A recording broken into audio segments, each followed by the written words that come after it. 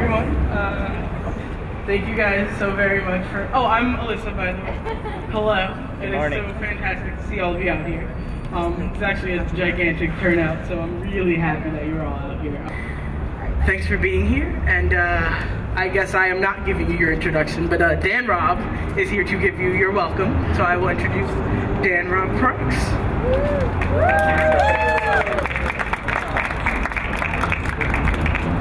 Hi everyone, I'm Dan Robb. I'm going to give an introduction speech. So, good evening. It's with great sadness that I welcome you here tonight. It should never take one unnecessary death, let alone 9, to draw attention to an issue such as this. However, despite the terrible circumstances under which we've gathered, I have hope.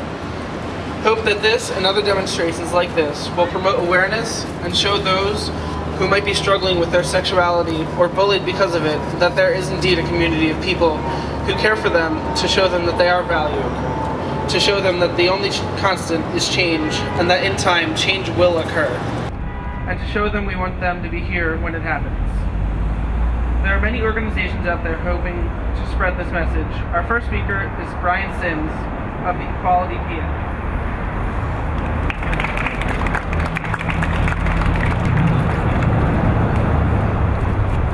You'll hear me? Good. You're going to hear in a little bit from Malcolm Lazen, I hope, who is the speaker tonight. And Malcolm's been an activist in this community for probably 20-25 years, and so there's nothing I'm going to tell you that you probably haven't heard from him. But what I think is important is that so I'm the president of the board of Equality Pennsylvania. And we're sort of the only organization in Pennsylvania that does any statewide LGBT advocacy. And I think what's probably important for you is that I'm 32 years old. And in the world I sort of inhabit, I'm the youngest person doing the work that I do. And so I actually encounter, I think, a lot of what you all encounter. A lot of people that have been doing, quote-unquote, this work for a long time think that the mechanisms they've built and the work that they're doing is the way that this is going to happen. And so you get entrenched. And I think that's what's so interesting to me is that at a time when, obviously, some gay young people in this country feel so isolated and so alone, there's never been more support for gay people and gay civil rights than there is right now. Quite literally, people like me who are gay and straight people make up a majority of people in this country. And we don't act like it. For some reason, we let the 1 in 5 young people who don't support gay rights pester and bully and push around our allies and us. And that person grows up and they become the 1 in 3 adults who doesn't support our rights. And so I think what's important here is that if you do anything after this, and this is supposed to be sad, this is something that, this isn't something that we should have to be doing. We shouldn't be coming together for this. But you need to do more than just be sad. You need to do something.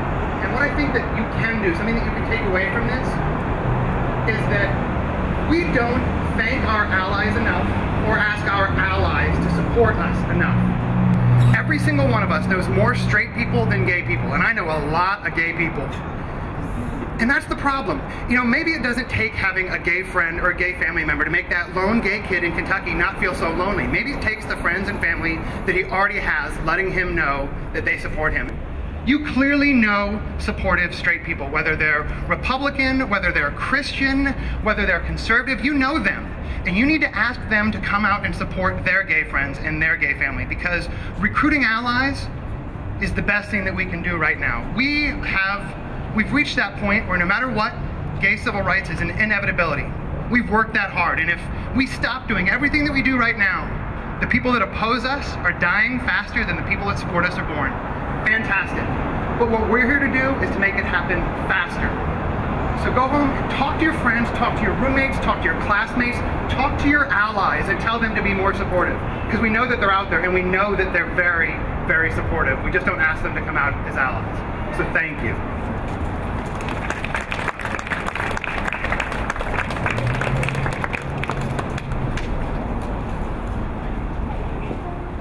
So right about now in the program is where I'm supposed to do a song, but I'm actually going to go last. Up next for you is Tanika Roberts with a song.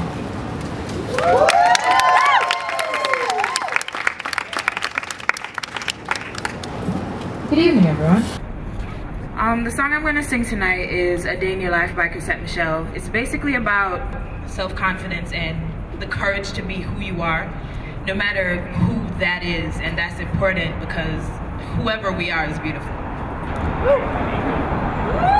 Could you buy me a day in your life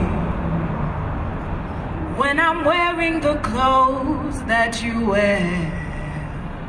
Or could you give me your diamonds for a day and just for one day take my place?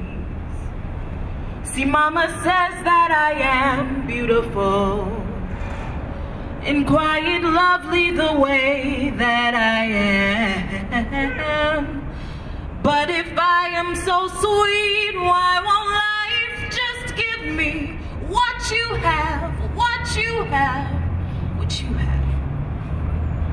Or can I get away being you for a day? Oh, I wonder if I can. Put me in a box for a little while, tomorrow take me out again. Or am I already as lovely as you? Are you in my window pane, looking back at me, saying, here I am, and girl, you're beautiful. Could it be that I'm just too afraid to become who I already am? Or could it be that the life that was spoken to me is indeed in my spirit, man? Oh, mama said, touch the sky with your hand and to fly on the wings of your love. Or could I only believe that it's inside of me to be free, to be free, to be free? Or can I get away being you for a day? Oh, I wonder if I can. Put me in a box for a little while, tomorrow take me out again. Or am I already as lovely as you? Are you in my window pane, looking back at me, saying, here I am, and girl, you're beautiful. Looking back at me, saying, here I am, and girl, boy, you're beautiful. Thank you.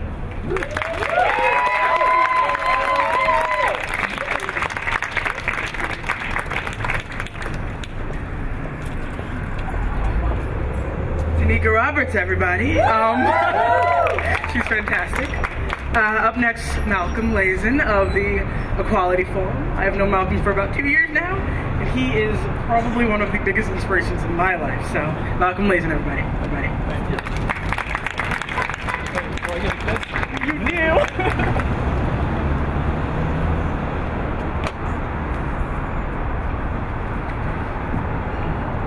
First, let me tell you, I'm a big fan of the U-Arts and very proud as a Philadelphian to have the University of the Arts in Philadelphia. It is really one of the true treasures of Philadelphia, and I'm really proud of each and every one of you. I'm going to talk about Jimmy Wheeler, because Jimmy Wheeler is, I guess, the motivation for me in terms of youth issues.